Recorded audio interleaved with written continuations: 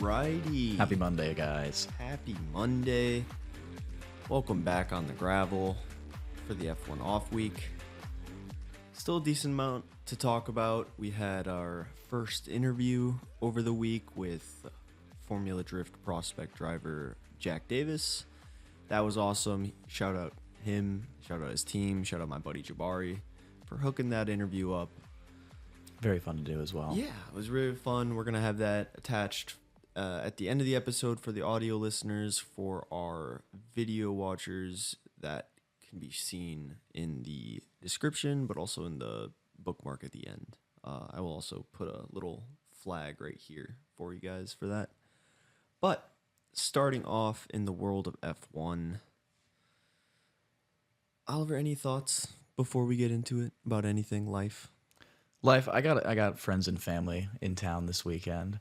So it's a bit of a hefty, hectic weekend for me, but we're still here doing this. We're going to the Sox game after Raven and I record this today, so which will be pretty nice. And then we have up on the TV over there, if you ever see us looking over, we have the 6 6 hours of Sao Paulo on for WEC that's going on literally as we do this today. But some good entertainment while we oh yeah, podcast. But starting off the week, we have Zhao coming into the media. Formula E, future match made in heaven. I could see him cooking it up in there. I mean, this all is coming from the Formula E CEO, Jeff Dodds, said that China is such a huge component with the series' growth strategy, and a great Chinese driver like Zhao could allow the series, quote, a dream scenario that could have an explosive effect. I mean, without being controversial, he'll have a challenge of retaining a position in F1. We already know that. He hasn't been outstanding this year. Yeah. And Jeff Dodds said that my phone is always on, and I'd be delighted to receive that phone call. And I don't know. I genuinely think, what else could Joe do after F1? Yeah, I really don't know where he would go racing wise outside of F1 after.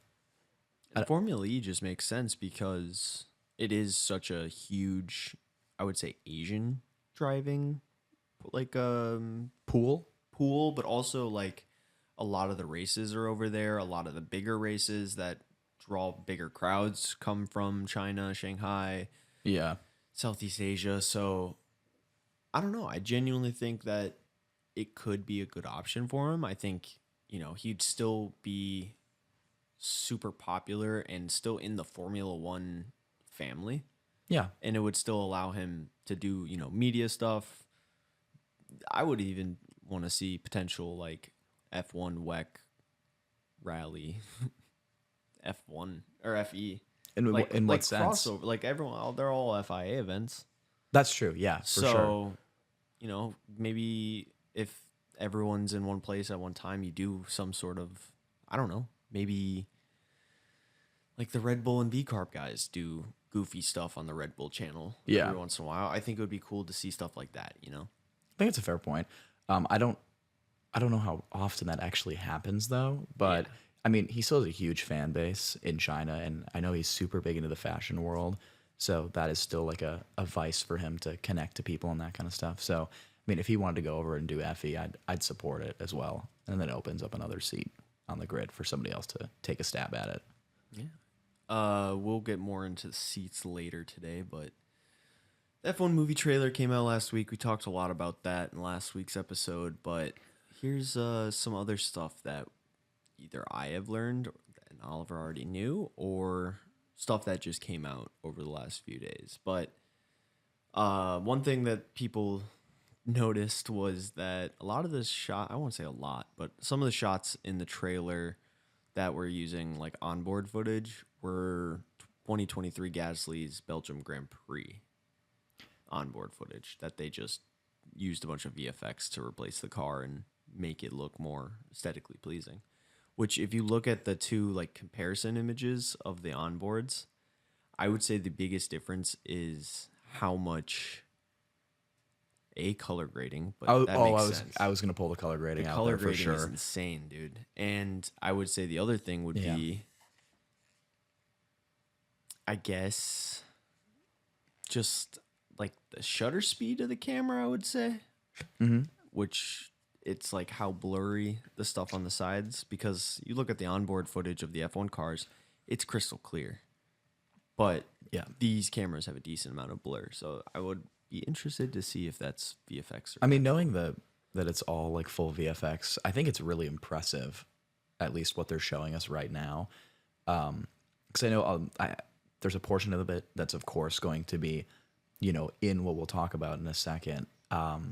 But some of it's obviously going to be CGI, and the CGI that we've seen so far looks really good. yes, But going off of that, for the shots that are actually real life, for those that didn't know, they'd rock up to some of the tracks last year to do shots. Specifically, a lot of it happened at Silverstone, where they would drive a modified F2 car. Like they took part in part of the formation lap for the British GP last year in essentially a Formula 2 car inside of an F1 chassis. Yeah. And it was really cool to see, because I mean, if you go up to the car while it's driving, it obviously sounds like a Formula 2 car, but it looks like they like took the body of the show car for the 2022 regs and then just chucked it in that. yeah, and And it came out really nice. that was designed by Mercedes and Carlin Racing Team. Yeah. So shout out them. They did a fantastic job making that car look as advanced as you can make an F2 car, Yeah. just think they with did the a good job. restrictions. So something we didn't really talk too much about the film is that the budget has surpassed $3 million to create. Now I'm gonna do a deep dive. Real 300. quick. $300 million. He said $3 million to start. I will play the clip back. You can. I will play the clip back. Okay. But continue. I would say continue. we'll see who's right in post. But you talk more about the film. I'm going to do a deep dive into see what other films have surpassed that budget. Yeah, I think them pouring as much money into this as they are really, I mean, especially with the producers that they have on this movie, states a lot of intent for, the fact that they're pouring money into this to make it as real as possible, to make it look as good as possible. I mean, the trailer, there was almost no dialogue in the entire trailer. It was just shots on track, and I'm like hooked. And of course, a lot of that is rooted in my F1 love, but yeah, I guess to see that they're putting as much resource into this movie as they are is a good sign for the fact that it should come out pretty nice. Some movies that I'm noticing.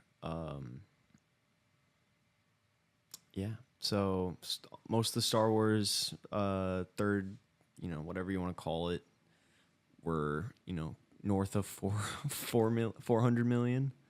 Fast X, the 10th installment of the Fast and Furious, and Pirates of the Caribbean were both 379 million. And then Avengers, Doctor Strange, Avatar, That's what I was thinking, yeah. Avengers. So it's pretty crazy that this is only going to be tied 12th on the list for films that have passed that budget since 2007. Just since 2007, Yeah. has that happened in the past? I mean, if you want me to go back and No, we don't have to. equate the value of old money, sure, but No, we don't have to do any like translation. That's yeah, okay. I would imagine there's no 19 on this list. The earliest I'm seeing is 2005, Okay. and that was King Kong, $207 million. But let's go back to racing instead of movies. This isn't a movie podcast, which people have brought up that we should do. Like Brendan has brought up the idea that me and him should do a film podcast, and I'm like, no, Yeah. no, I don't want to watch movies and review them. I don't want to be a film critic. So, moving back to F1. We had Fred Vasseur mention that the British GP was a turning point for the team that was similar to the team's 2023 Dutch Grand Prix, where they understood a lot of the weaknesses of the SF24. Just like I said, similar to Zandvoort, they used a lot of the free practice to scan the car and just to understand what they can improve. And hopefully they said that they're going to analyze that data, decide whether to return with a new package or a current package for Hungary. And we know how it worked out last year because, I mean, at the end of last year, the Ferrari was very much given, like, some weekends, some tracks are different, but it was kind It of like turned into joint a top 3 car. Yeah, I was going to say it was like joint second best car with McLaren last year by the end of the year. But I mean, as you know, they were struggling a lot at the beginning of last year. So to see that turnaround and to see that they think that they might have a similar turnaround this year, even with as strong of a start to the season that they've had, is very good fortune as a Ferrari fan, if that's actually coming to fruition. I feel kind of pessimistic about this personally, just because you start off last season bad, ended off really good. You bring that momentum back. Where does that momentum run out? Where's the end of the line for this? Okay, Ferrari's been on a roll. Seems like now they're kind of coming to a stop. If it is true that they are finally understanding a lot of the problems with the car, good. That means they should come back and, win a race in the next 3 races. I hate saying that, but you can't overpromise and underdeliver, especially as an F1 team. Like, I just don't see. It's a big statement of intent. It is a big statement of intent. And I think to follow and backpack off your last comment, I think that fall off for them was after Monaco. Like Yes. there's been a joke that's been going around that they gave everything up for Monaco. Yeah, you said it perfectly. They used all their luck is another phrasing I've seen, but Yeah. I don't know, man. I'm hoping that we see a turnaround. I'm hoping that we see Aston Martin turn around. I'm hoping that we see Williams turn around and become a decent mid-tier team by the end of the year. I hope we see Haas continue what they have right now. Yes. I mean, I don't want to lose that. That's why I just kind of ignored Haas, because Yeah. if we just I don't want to jinx it. if we just kind of let it go in the background, I think we'll be fine. So I don't know. That's a fair statement. We got some news about Haas too later, which is interesting to say the least. But have you? I mean, we talked a little bit off air just now, and I feel like you can start that. But I've seen a lot about it. The and Red Bull V carb situation really deepens, as it does every single week. But you mentioned this to me like a couple days ago, that somebody noticed on the at the British GP on Daniel Ricciardo's helmet on the back. It seems that he had written "not without a fight" with like a literal Sharpie on his on his helmet, which is very ominous. I don't really know what that means. We don't need to play that game. We know what it means. Well, yeah, okay, yeah. We know in the sense that he's going to do everything he can to keep his seat. That's what that means. I think he's been very vocal about that. Yes. At that point now. And I think, to be fair, he should be, because, I mean, yeah, he's had a mediocre. That was hard to say. Mediocre half season so far at best. And it took him a while to start matching Yuki Tsunoda as well. Yes, it did. And he was complaining about the car for the first 5 races. But with these other issues that are kind of coming to light now, I feel like keeping Danny in that seat is probably the best thing you can do. Because Checo, okay, you're nodding your head or shaking your head, but hear me out, because Checo is Perez. Okay? Yes. I don't need to explain that anymore. Liam is apparently not as fast as the team is hoping for, which we'll get into more in a second. So you're going to replace half of your team drivers in one time? You're going to replace one V carb and a this is Red Bull? This is ingrained into their DNA. This happens all the time. I understand, but you don't have 6 drivers in your pool anymore. You have now you have Isaac Hadjar in F2. You have Liam Pepe Lawson. Marty in F2 as well. Okay, Pepe Marty in F2, and then the Japanese driver as well. I'm forgetting his name. Oh, I can't remember off the top of my head. I know you're talking about. His last name starts with an M. I'm pretty sure. Ratomo Miata. That's not an F1. No, I don't think so. I mean, you also have Arvid Lindbald in F3 as well. They have talent on the grid.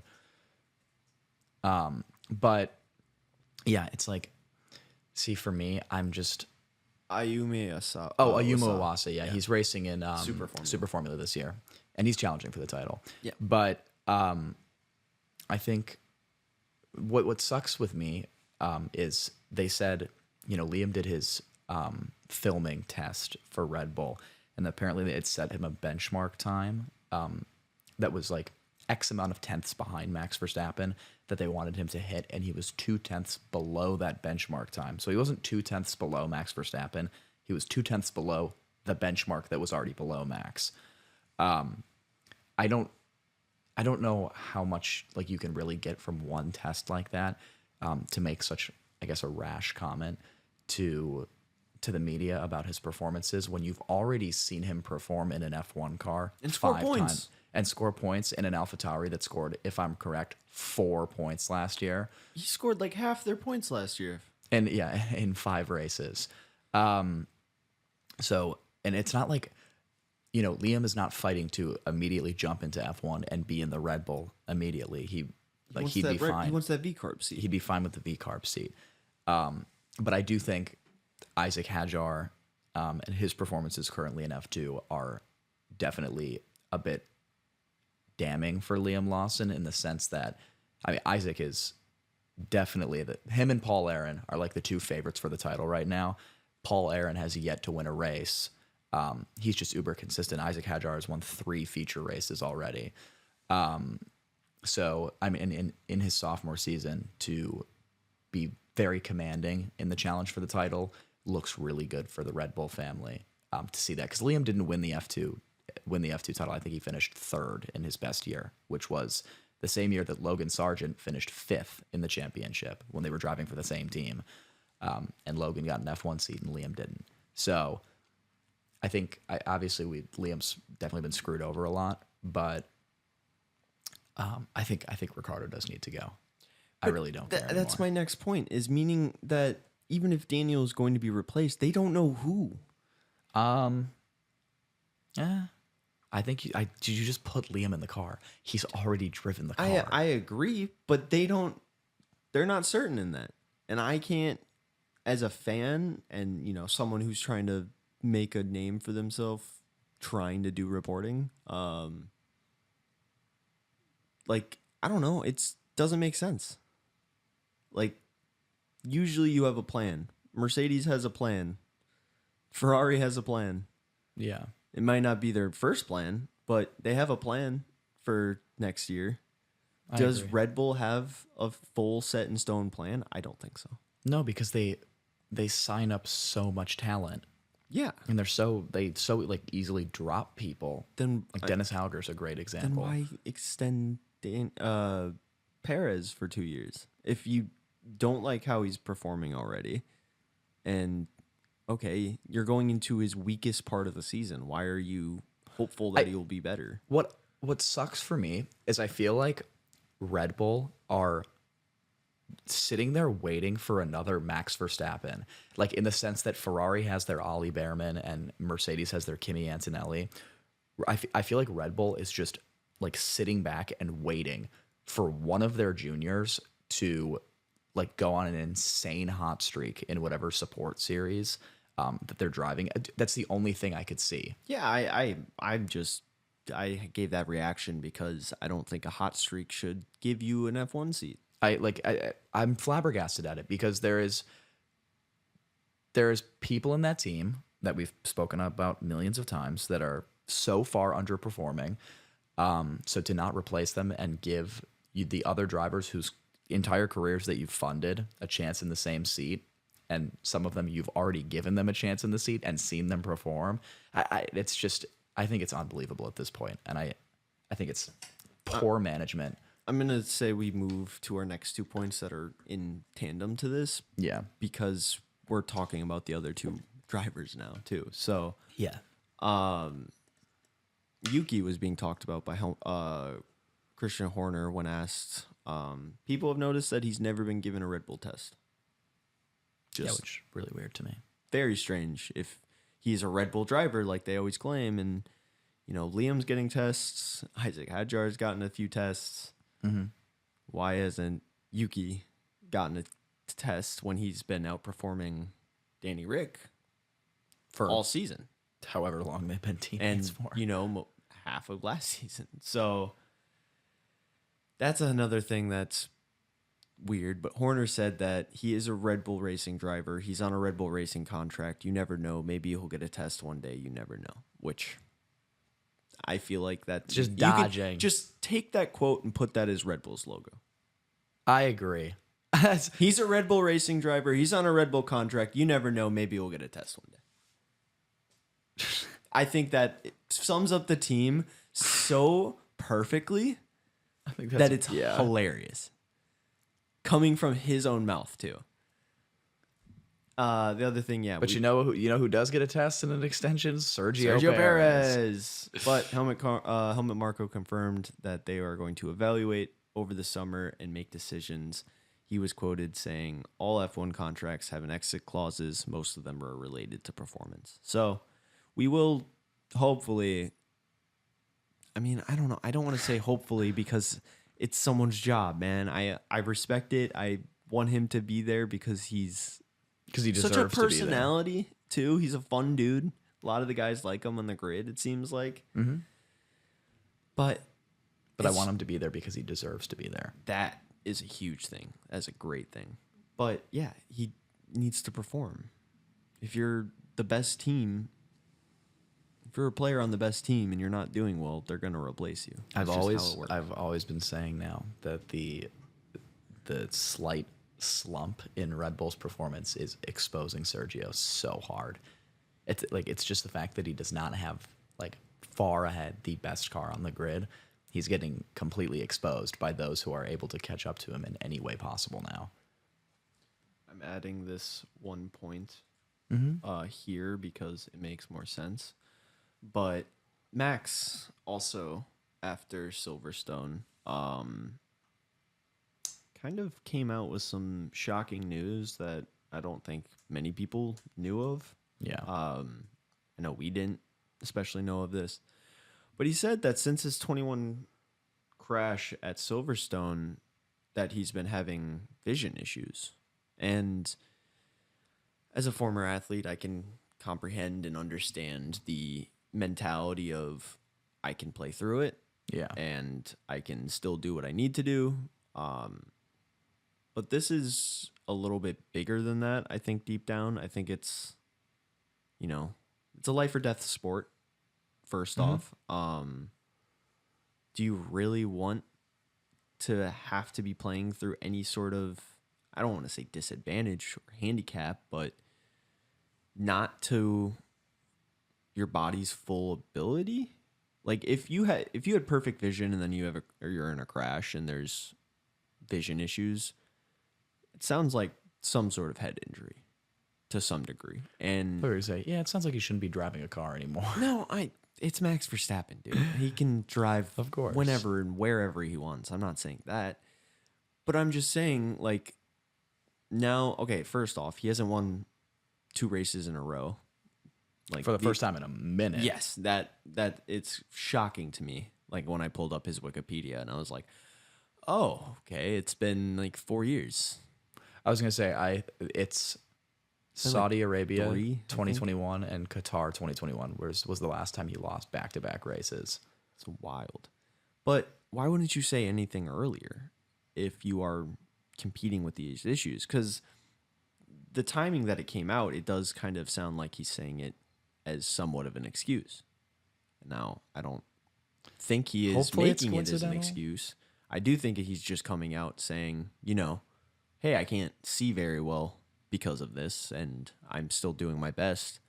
Mind you, he's still winning and leading the Yeah. championship, so there's nothing to be worried about at all. But I just find the timing of this funny. I'm like, is it getting worse now? Is it something the team's going to have to watch out for? Maybe is he going to have to start wearing glasses? I don't know about Max Verstappen and glasses. Then we're really going to see what's the Ice Age Sid. sloth? Yeah, Sid the Sloth. Good old Sid.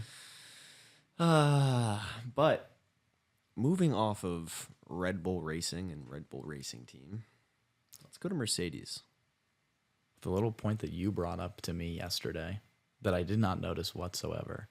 Yeah, so I was scourging the internet like I do and saw some people talking about the little bump on I say nose panel on my description because I don't know what the title of that piece of the car is. It's the nose piece. It is? Okay, it's like the very top of the nose piece. There's like a little bump right underneath where the numbers go on the car. And people are suggesting that it could be a third element of the suspension because obviously Mercedes' problems this year has been a lot of suspension. And Toto has said that they have solved it to some degree, and I don't know if this is their solve, like a third component that's making some sort of active suspension to some degree. You know, will we see a double diffuser fiasco like we did in 2009, where other teams are going to copy this and, you know, this is what the 2025 regs are going to be next year? Yeah. Or is it going to result in like a KERS system that happened with Williams, designed by Newey, by the way, where that car started outperforming everybody that didn't have it. And it was such a, I would say finicky system for the time that it came out. I think you could do it now with the technology we have, the pneumatic pistons and all the fancy technological. It was possible then. It was definitely possible now. Yeah. I think I think it could be more reliable now. Agreed. It's something that could actually be added to the cars. That's a better way to put it.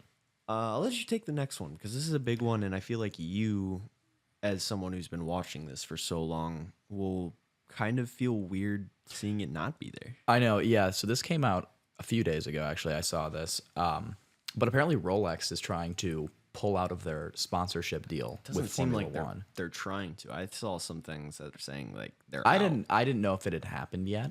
But these reports are coming from the LVMH Group, which is the owner of Hublot and TAG Heuer, the watch brands that could be replacing the sports sponsor with a deal starting in next year, 2025.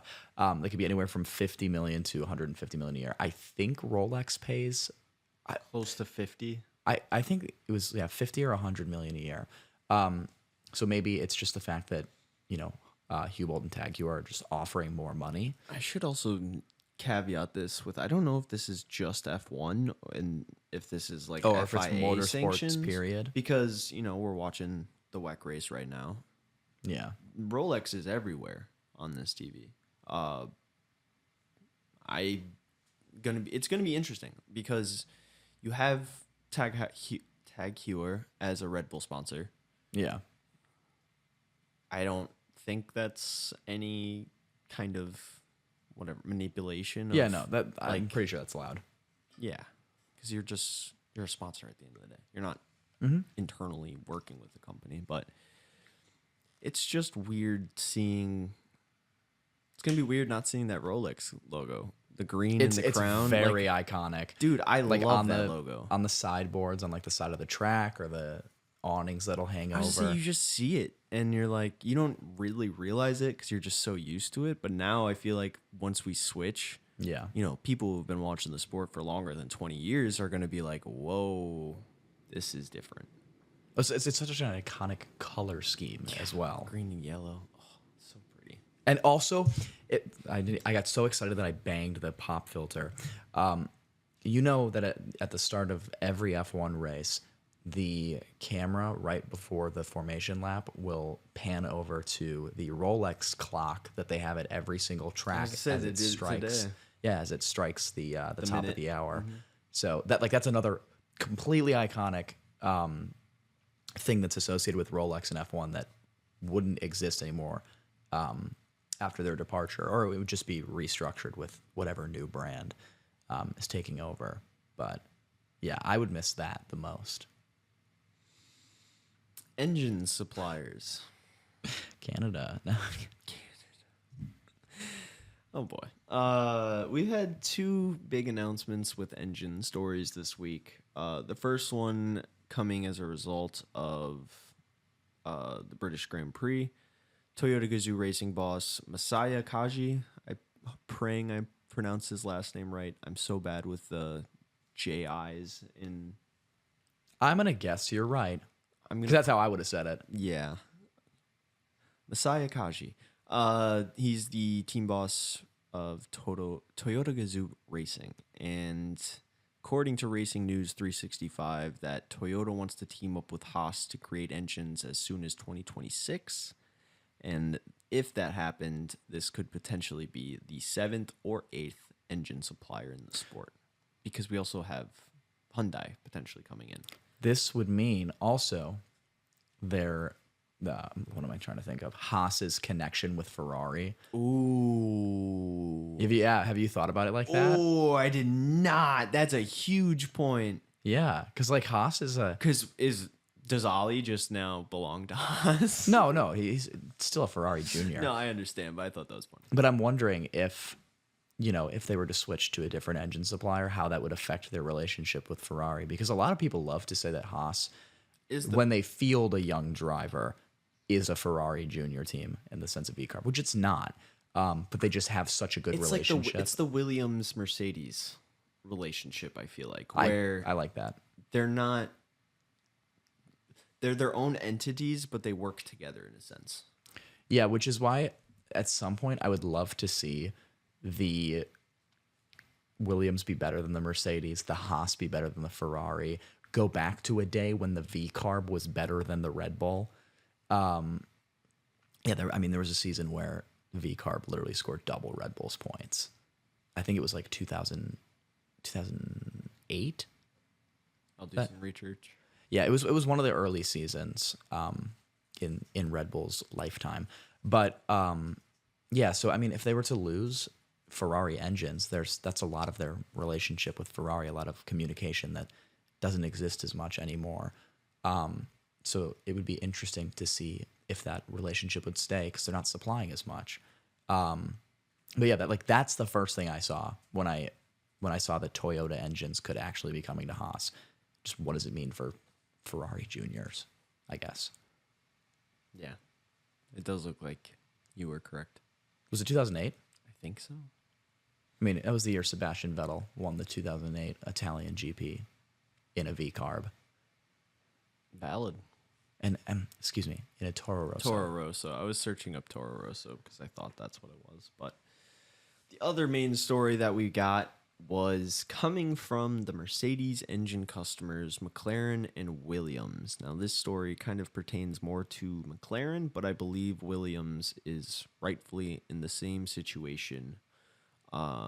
Reports are coming out that they are worried about reliability issues of parts and also quality of the parts if Mercedes ends up also supplying the Alpine F1 team. Because, I mean, dude, they would be supplying almost half of the team's engines. Yeah. That's 4 out of 10.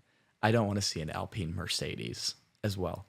But it's like Alpine is I feel like Alpine needs to be making their own engines as well. Renault should be, or at least they should be a customer of either Audi, Hyundai if it makes it, or just get Renault to, I don't know, get Peugeot. Pull their head out of their butt. I don't like Renault in motorsports is just, it's like a child. It's like we're dealing with a child.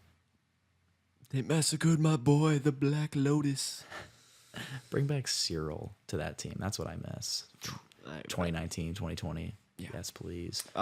Zach Brown also has been in regular contact with the Red Bull over the possibility of becoming engine partners. And it's saying in the reports that Red Bull seemed to be taken aback by this. I am Red Bull because that blew my socks out of the water when I heard that Zach Brown was considering a Red Bull engine. Hey, man. You got a spare engine for 2 more cars?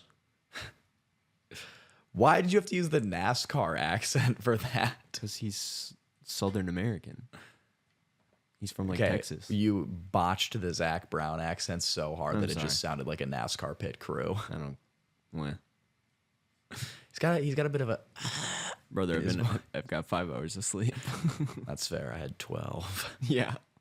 So you can do the accents next time if you really want to. Yes, sir.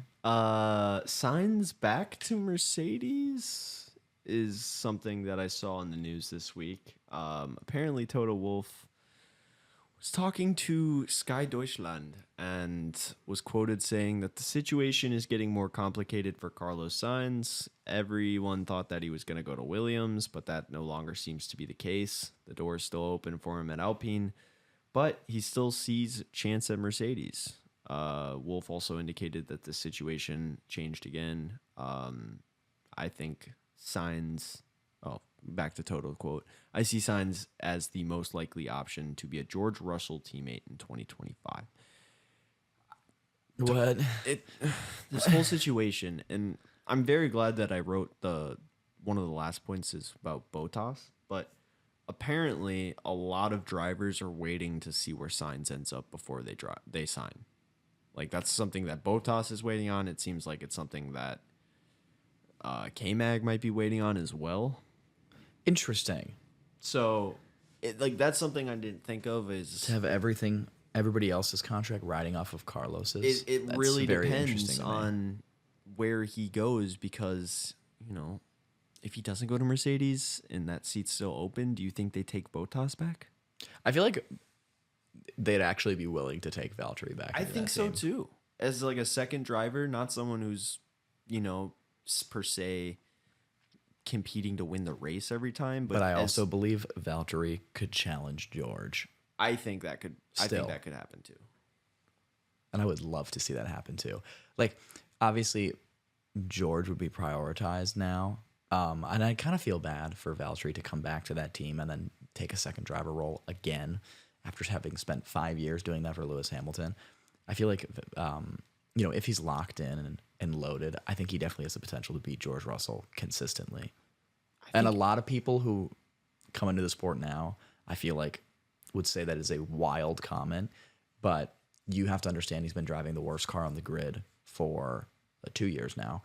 And then also the fact that he knows that team so well. And the performances that he had against Lewis Hamilton while he was in that team, he was able to match Lewis a decent amount of the time. You don't just lose that quick, I guess. No, I think you're speaking facts. Yeah. One of the most funny bits of news that came out of last week was from everyone's favorite farmer, driver, talk show host, car reviewer, and fan of motorsport, Jeremy Clarkson, who revealed in a quote-unquote exclusive to the Dutch media that Adrian Newey is house hunting in Oxfordshire and not Maranello. He's going to Williams. He's going to Williams. It's Jeremy Clarkson, He's dude. going to Williams. I believe that. Hey, No. hey, they went to high school together. They went to school together. Adrian Newey and Jeremy Clarkson? Brother, do you not remember the Seb Top Gear interview? Not The whole- like vividly. The whole bit where he's like, "Oh yeah, Adrian Newey and I went to school together. Adrian Newey copied me in physics." No. They actually went to school together. I had no idea. Wait, dude. Okay. They know each other. Maybe I was not zoned in while we were watching that. I a don't couple think you're weeks ever ago. zoned in. Okay, that's just mean. Feel bad. I'm sorry. You can. Wait, what was it? What I said the other day where I was like, I don't unlock or I don't unlock in. You don't wait, what? Because we were talking about like it's time to lock in. And you said I never lock in. I said I never unlock or something to be like I'm Oh, okay, always that's on work fair. mode. Okay, obviously I was not locked in because I don't remember that comment. Maybe I am just zoned out. I think you're just sleepy, so we'll go through these last few points so you can go to EP. bed. Just continue. Okay. Bottas and Williams have been in talks about the seat negotiation. Now that the Sainz drama seems to be deepening. Like I said, Bottas and others seem to be waiting to where Sainz ends up before signing. God, Oliver, you ruined my mojo of not being able to speak properly. I unlocked him, guys. You did unlock me.